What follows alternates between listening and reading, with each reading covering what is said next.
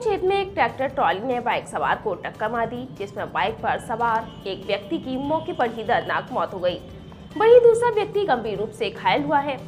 सबको कब्जे में लेने के बाद सबका पोस्टमार्टम कराया गया।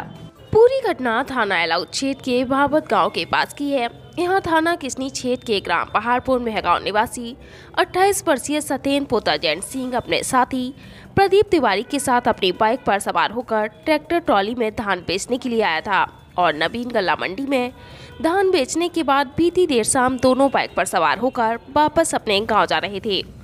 जैसे ही भावत और किशोरपुरा गांव के बीच पहुंचे, तभी अनियंत्रित और तेज रफ्तार ट्रैक्टर के चालक ने लापरवाही से चलाते हुए बाइक में जोरदार टक्कर मार दी, जिसमें सत्येन की मौके पर ही दर्दनाक मौत हो गई। वहीं प्रदीप तिवारी गंभीर रूप से घायल हो गए।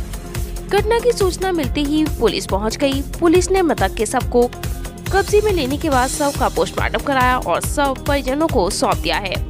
वहीं घायल को उपचार के लिए जिला अस्पताल में भर्ती कराया गया। यहाँ उसकी गंभीर हालत को देखते हुए उसे सैफई मेडिकल कॉलेज के लिए रेफर किया गया है। घटना के बाद से मृतक के परिवारजनों का हाल बेहाल है।